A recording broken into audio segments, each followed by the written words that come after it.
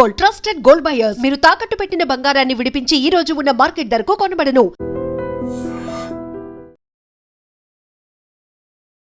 నమస్తే, welcome to I dream talking point with కవిత.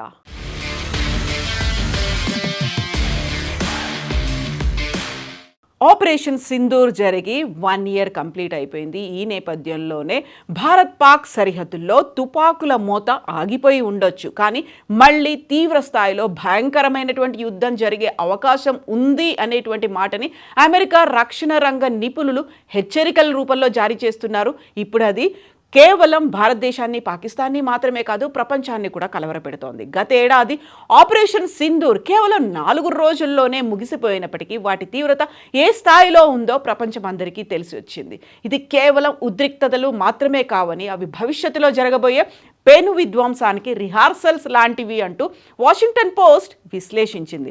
భారత్ పాకిస్తాన్ మధ్య గతేడాది జరిగిన ఆపరేషన్ సింధూర్ సైనిక ఘర్షణ ముగిసి ఏడాది అయింది. పాక్ భూభాగాన్ని 9 ఉగ్రవాద స్థావరాలపై భారత్ మెరుపు దాడులు చేసింది. ప్రెసిషన్ స్ట్రైక్స్తో 100 మందికి పైగా ఉగ్రవాదుల్ని హతమార్చింది. అయితే ఆపరేషన్ సింధూర్కి వార్షికోత్సవం పూర్తయినటువంటి సందర్భంగా అమెరికాకు చెందిన ప్రముఖ వార్తాపత్రిక వాషింగ్టన్ పోస్ట్ అంతర్జాతీయ నివేదికలు దక్షిణాసియా భవిష్యత్తు పరిస్థితులపై ఆందోళన వ్యక్తం చేసేలా పబ్లిష్ చేసింది. ముఖ్యంగా భవిష్యత్తులో భారత్ పాక్ మధ్య యుద్ధం మరింత భయానకంగా ఉండబోతోంది అనేటువంటి అంచనాలు వేసింది. 2025 మేలో జరిగినటువంటి ఘర్షణలు నిపుణులు నాన్ కాంటాక్ట్ వార్ఫేర్, అంటే నేరుగా సైనికులు భూగోళం మీద తలపడనటువంటి యుద్ధంగా అభివర్ణించారు. 4 రోజుల్లో భారత్ తన అత్యాధునిక వైమానిక బలంతో పాకిస్తాన్లో ఉన్నటువంటి 11 ఎయిర్ బేస్లపై విరుచుకుపడింది. దాదాపుగా 1000 డ్రోన్లు, క్షిపణులను ప్రయోగించి భారత్ తన multi layer air defence system ద్వారా సమర్థంగా అడ్డుకుంది. నేరుగా భూతలంపై సైన్యాలను తలపడకుండా కేవలం క్షిపణులు, డ్రోన్లు, విమానాలతో జరిగినటువంటి పోరు రాబోయే కాలంలో యుద్ధ తంత్రాలు ఎలా ఉండబోతున్నాయనే దానికి నిదర్శనం అంటూ విశ్లేషకులు కూడా అంచనాలు వేశారు. భారత్ పాక్ 2 దేశాల మధ్య కూడా అణుశక్తి కలిగినవే. అయితే అణుయుద్ధం వరకు వెళ్లకుండా పరిమిత స్థాయి యుద్ధం చేయవచ్చుననే బలమైన నమ్మకం ఇప్పుడు 2 దేశాల్లో ఏర్పడిందని, ఇదే అత్యంత ప్రమాదకరం అనేటువంటి మాటని వాషింగ్టన్ పోస్ట్ హెచ్చరించింది. అణు దాడులు స్థాయికి వెళ్లే ముందే చిన్నపాటి పొరపాట్లు జరిగినా అది పెను విధ్వంసానికి దారితీస్తుందని నిపుణులు హెచ్చరిస్తున్నారు. కేవలం సరిహద్దు ఉగ్రవాదమే కాకుండా ఇప్పుడు సింధు నదీ జలాల ఒప్పందం కూడా ఉద్రిక్తతలకు కేంద్ర బిందువుగా మారే అవకాశం ఉందని కాంగ్రెషనల్ రీసెర్చ్ సర్వీస్ నివేదిక వెల్లడించింది. భారత్ ఈ ఒప్పందాన్ని రద్దు చేయడంపై పాక్ ఆగ్రహంగా ఉందని చెప్పింది. పాకిస్తాన్ వ్యవసాయం 80% ఈ సింధు నదీ పరివాహక ప్రాంతంపైనే ఆధారపడి ఉండడంతో నీటిని నిలిపివేయడాన్ని వారు యుద్ధ చర్యగా భావిస్తామని పాకిస్తాన్ చెప్తోంది. అదే ఇప్పుడు యుద్ధానికి కూడా దారి తీయొచ్చు అనేటువంటి హెచ్చరికలు ఉన్నాయి. ప్రస్తుతం 2 దేశాల మధ్య గతేడాది యుద్ధంలో తమ బలహీనతలను విశ్లేషించుకున్నాయి, తర్వాత రౌండ్కు సిద్ధమవుతున్నాయి అనేటువంటి మాటని అమెరికా వ్యూహకర్త ఎలిజబెత్ ట్రెల్కస్ట్ అంటున్నారు. సరిహద్దుల్లో నివురుగప్పిల నిప్పులా ఉన్నటువంటి ప్రస్తుత పరిస్థితులు ఎప్పుడు అగ్గి రాజేస్తాయో అనేటువంటి ఆందోళన ప్రపంచ దేశాలు చెందుతున్నాయి అనేటువంటి మాటని అమెరికా రక్షణ రంగ నిపుణులు అయితే చెప్తున్నారు. అమెరికా అధ్యక్షుడు డొనాల్డ్ ట్రంప్ ఈ ఉద్రిక్తతలను తగ్గించడంలో తానే కీలక పాత్ర పోషించానని చెప్పుకోవడం మీద భారతదేశం అసంతృప్తితో ఉంది అనేటువంటి నివేదికలు కూడా వాషింగ్టన్ పోస్ట్ ప్రచురించింది. భారత రాజకీయ సంస్కృతిలో స్వయం ప్రతిపత్తి, సార్వభౌమాధికారానికి అత్యంత ప్రాముఖ్యత ఉందని, అందుకే ట్రంప్ చేస్తున్న వాదనలను భారతదేశం తీవ్రంగా ఖండించింది అనేటువంటిది ఆర్టికల్లో వెలువడింది. ఇదే కొనసాగితే భవిష్యత్తులో భారత్ పాక్ మధ్య సంక్షోభం తలెత్తి మధ్యవర్తిత్వం వహించే విషయంలో వాషింగ్టన్కు ఇబ్బందిగా మారుతుంది అనేటువంటి మాటని వాషింగ్టన్ పోస్ట్ వెల్లడించింది. ఇదే మాటని విశ్లేషకులు కూడా అభిప్రాయపడుతున్నారు.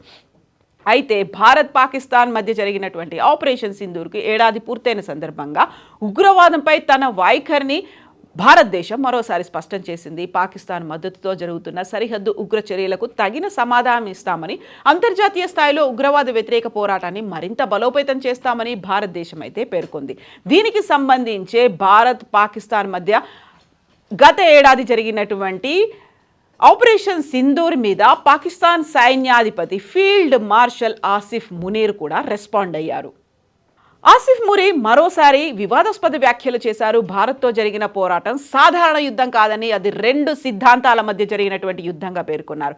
ఈ మేరకు మార్కా ఏ హక్ పేరుతో పాకిస్తాన్ పేర్కొంటున్న 4 రోజుల ఘర్షణకు సంబంధించినటువంటి ఆ కార్యక్రమాల్లో పలు కీలకమైనటువంటి వ్యాఖ్యలు చేశారు. రావల్పిండిలో జనరల్ హెడ్ క్వార్టర్స్లో జరిగినటువంటి ఈ కార్యక్రమంలో సైనిక అధికారులను ఉద్దేశించి మునీర్ భారత్పై మరోసారి ఆరోపణలు చేశారు.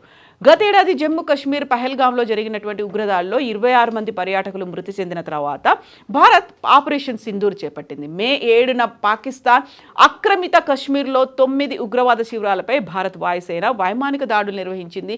ఉగ్రవాదానికి అడ్డుకట్ట వేయడమే ఈ చర్యల్లో ఉద్దేశమని భారతదేశం స్పష్టం చేసింది. భారత్ దాడుల తర్వాత పాకిస్తాన్ కూడా ప్రతి దాడులకు దిగిందని, అయితే భారత సైన్యం వాటిలో ఎక్కువ భాగాన్ని సమర్థంగా తిప్పికొట్టిందనేటువంటి మాటని అప్పట్లో రక్షణ వర్గాలు వెల్లడించాయి. ఇరు దేశాల మధ్య ఉద్రిక్త పరిస్థితులు 4 రోజుల పాటు కొనసాగాయి. అనంతరం 10న 2 దేశాల సైనికాధికారుల మధ్య హాట్లైన్ చర్చలు జరగడంతో సైనిక చర్యలు నిలిపివేసే అంశంపై అవగాహన కుదిరింది. అయితే ఈ ఘటనపై ఆసిఫ్ మునీర్ భిన్న వాదనలు వినిపించారు. మే 6-7 రాత్రి నుంచి మే 10వ తేదీ వరకు భారత్ పాకిస్తాన్ భౌగోళిక సమగ్రతను ఉల్లంఘించిందని ఆరోపించారు. దీనికి పాకిస్తాన్ జాతీయ ఐక్యత, పూర్తి సైనిక శక్తితో సమాధానం ఇచ్చింది అన్నారు. మార్కా ఏ హక్ అంటే కేవలం 2 దేశాల మధ్య జరిగినటువంటి సంప్రదాయ యుద్ధమైనది కాదని, ఇది 2 భిన్న సిద్ధాంతాల మధ్య జరిగినటువంటి నిర్ణాయక పోరాటం అనేటువంటి మాటని ఆసిఫ్ మునీర్ అంటున్నారు. ఘర్షణ సమయంలో పాకిస్తాన్ 26 లక్ష్యాలపై దాడులు నిర్వహించింది అనే మాటని మునీర్ చెప్తున్నారు. అయితే ఈ దాడులకు సంబంధించినటువంటి ఎలాంటి అధికారిక ఆధారాలు మాత్రం ఆయన వెల్లడించలేదు. అలాగే యుద్ధ విరమణ కోసం అమెరికా ద్వారా భారతే ముందుకొచ్చింది అనేటువంటి మాటను కూడా అన్నారు. శాంతి ప్రయోజనాల దృష్ట్యా పాకిస్తాన్ కాల్పుల విరమణకు అంగీకరించింది అనే మాటని ఆసిఫ్ మునీర్ చెప్తున్నారు. ఇందుకు భారత్ మాత్రం ఆ వ్యాఖ్యలను పరోక్షంగా ఖండిస్తోంది. కాల్పుల విరమణపై ఎలాంటి మూడో దేశం జోక్యం చేసుకోలేదు. 2 దేశాల సైనికాధికారుల మధ్య నేరుగా జరిగిన చర్చల ద్వారానే అవగాహన కుదిరింది అనేటువంటి మాట భారతదేశం గతంలోనే స్పష్టం చేసింది. ఉగ్రవాదాన్ని ఎదుర్కోవడానికి భారత్ తన హక్కులను వినియోగించుకుందని, సరిహద్దు దాటి జరిగే ఉగ్ర చర్యలను సహించబోమని కూడా భారత్ పునరుద్ఘాటించింది. భారత్ పాక్ సంబంధాలు మరోసారి ఉద్రిక్తంగా మారే అవకాశాల మధ్య ఆసిఫ్ మునీర్ చేసినటువంటి తాజా వ్యాఖ్యలు ప్రాధాన్యం సంతరించుకున్నాయి.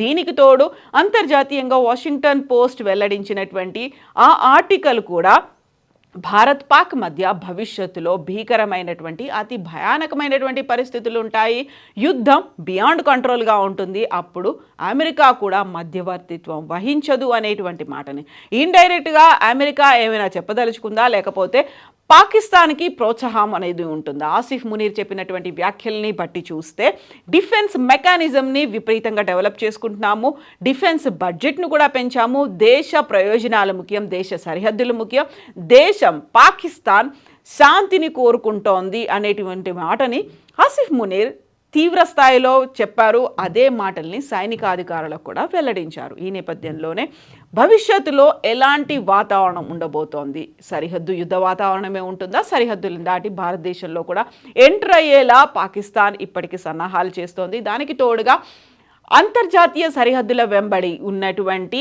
బేస్ క్యాంపులను కూడా మార్చుకుంటోంది, రిమోట్గా కూడా అటాక్ చేయాలని చూస్తోంది అనేది ఇంటెలిజెన్స్ హెచ్చరికలు కూడా ఉన్నటువంటి నేపథ్యంలో ఇప్పుడు ఆసిఫ్ మునీర్ చేసినటువంటి వ్యాఖ్యలతో పాటుగా వాషింగ్టన్ పోస్ట్ ప్రచురించినటువంటి ఆర్టికల్ని ఎలా చూడాలి? మీరేమనుకుంటున్నారో కామెంట్స్ రూపంలో తెలియజేయండి.